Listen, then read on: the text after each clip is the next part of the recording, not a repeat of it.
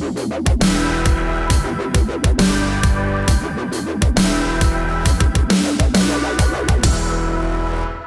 goes on behind closed doors, and should it stay there when it involves the President of the United States and a porn star? Hey everybody, I'm Steve Green with Bill Whittle and Scott Ott, and this is your right angle on the tricky legal situation, believe it or not, involving President Trump and, of course, porn star Stormy Daniels. Gents, there was an interesting... I've been avoiding this topic for months. Everybody knows it's the kind of thing I would usually cover, but to me it was just kind of tawdry and boring until this morning's New York Times write-up on the latest in the legal dispute. Let me share this with you. Arbitration would be beneficial to Mr. Trump because it is a private process in which a third party resolves a legal dispute after all parties agree to be bound by the decision. A lawsuit, by contrast, could create a public spectacle. And if there's one thing we've gotten familiar with since the early days of Bill Clinton in 1991, it's public spectacle when it comes to our presidential candidates. Bill, I had an issue with this when it was Bill Clinton and Monica Lewinsky and this whole idea of suing a sitting president. The Supreme Court ruled that, yes, indeed, you can sue a sitting president. But don't you think it would be smarter, even for Stormy Daniels, to settle this in private where she has a chance of maybe getting something more out of Trump and his organization? Or should she take it public where she's likely to get, well, probably nothing?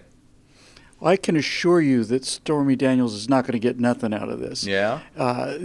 Stormy Daniels' paycheck is not going to come from a settlement with Donald Trump. Stormy Daniels' paycheck is going to come from the people that want her to go public with everything and will continue to up the ante in terms of her compensation in order to take this thing public. Let's just, for the sake of the argument, assume that this happened. I don't think it's going to change a single vote. It's not going to change mine. And I think this is the thing that the left misunderstands about the whole Donald Trump thing, especially among conservatives and such. They still think that they still have not been able to get it through their heads. They still think that if only we knew these things about Donald Trump, then we would change our minds and not vote for him. But we were fully aware of all of this stuff before the election. I mean, guys, he's just, Donald Trump is Donald Trump, and I am willing to allow a guy who's going to cut taxes, appoint conservative judges, and send the military to the southern border, if not actually build the wall. I'm going to let that guy get away with pretty much anything that's not outright illegal. I mean, an actual felony charge, and so on. But I do agree with you, and this is not just because of Donald Trump. I agreed when it was Clinton, and I would have agreed during the Obama years, that it is absolutely catastrophe to be able to sue a sitting president. And the reason I know this to be true is because we watched them sue Sarah Palin right out of office. Yeah. Alaska was one of the few states where you were allowed to do that. And it wasn't that Sarah Palin was suddenly embroiled in all of these horrible felony scandals. It's just that people kept suing her gratuitously until she simply didn't have the money to defend herself anymore, and she had to leave politics because she was just being sued and harassed. And that's not something I want to see happen on the federal level to the president or any member of Congress for that matter. I think the lawsuits will keep. I think, maybe you could get an extension on the statute of limitations for a government official. Maybe that'd be a decent, Yeah, like it doesn't apply during their time in other words, office. That's right. That's right. So you file, and then it basically goes into freeze until the day that person is no longer in office, and at that point it restarts again. But yeah, I'm with you on that one, Steve. Yeah, that'd be a good thing for Congress to take a look at, because of course the statute of limitations, that is in Congress's hands. I don't know if this Congress has the imagination to do it, and if the Democrats take over in the fall, of course they won't do it. Not until there's another Democrat in the White House. Scott, the level of discourse in this country has been on the decline for a long time, and you don't have to be an old fogey or uptight, and I don't think I'm either one of those things, to see that happening. Is this just the Republican response, the the right's finally saying, you know what, if the Democrats have been getting away with this stuff since at least JFK, now it's our turn? And are they right to do that?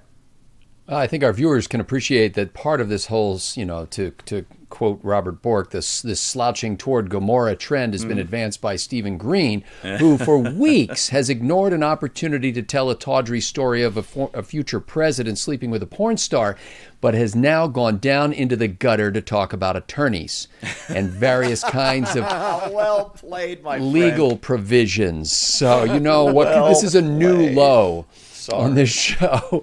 Now, my understanding is that Stormy Daniels' beef with Mr. Trump is actually President Trump. I'm sorry, formerly Mr. Trump. By the way, let me do that for a second, because this is one of my little pet peeves.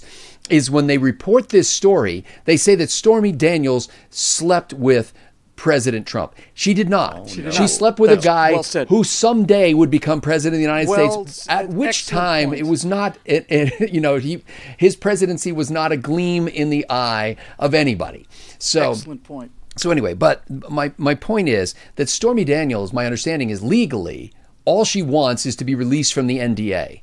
She wants to be released from the non-disclosure agreement so that she can tell her story freely. Unless I've missed something, she's not really trying to sue President Trump for doing anything other than she's trapped in this non-disclosure agreement that supposedly will penalize her $1 million or whatever it is if she leaks what she says happened between them. Am I wrong about that, Steve? Well, yeah, as I understand it, Scott, this is my thinking. If Daniels would settle this in private over arbitration, which would be in accordance with the non-disclosure agreement, then Trump might be inclined to let her have almost whatever she wants, within reason. But if she wants to take this public, then it makes more sense for Trump to dig in his heels and give her absolutely nothing.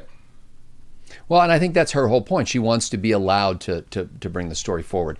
But in any case, it's I'm with both of you on the fact that if we start allowing lawsuits, literally, and I'm not sure that's what she's trying to do here, but lawsuits against sitting presidents, then I think that we mire ourselves in nothing but nonstop lawfare for the rest of however short period of time this constitutional republic would then survive. So I don't think we should be allowed to do that. I think it's a sad commentary on the state of our, the electoral process and country that we're even discussing the fact that a sitting president apparently has an active non-disclosure agreement with a porn star of any kind.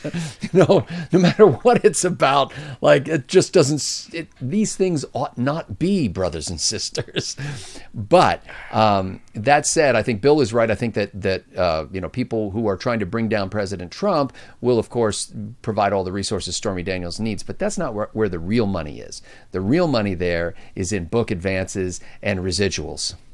Yep. Yeah, I'm afraid that's what it's all about. Listen, folks, I think there are three kinds of people that read and watch the details of this story. Three if you count the people who just don't care, and you can kind of mark me off on that one at least halfway. The main two kinds of people are the people who are not surprised at all. As Bill was saying, if you didn't think that Donald Trump was the kind of guy who would pay top dollar to sleep with the occasional porn star and Playboy playmate, and also pay for the for the silence about it, then you probably haven't been paying attention to Donald Trump since about the mid-'80s, when he started living his love life in the New York City tabloids. The second kind of person, and these people really interest me, the second kind of people, mostly Democrats, all progressive, seem to have it in their heads that this is the scandal that's going to bring down Donald Trump and somehow make Hillary Clinton president of the United States. Never mind the fact that Mike Pence would take over, and if not Mike Pence, it would go to Paul Ryan, to get to the whole order of succession that's listed in the Constitution. They somehow honestly believe, because they're either stupid or deluded or both, that this is the scandal that's going to bring down Donald Trump and make Hillary Clinton president. And for all, the only thing I can say to those folks, because there's no reasoning with them, if you think sleeping with a porn star is fantasy, boy, you people are in it really deep. And that is your right angle on The Prince and the Porn Star. I had to go there. Brought to you by the paying members of BillWhittle.com. If you like what you've seen, click on over. We'd love to have you on board. We're at BillWhittle.com. Thanks for watching, and we'll see you next time.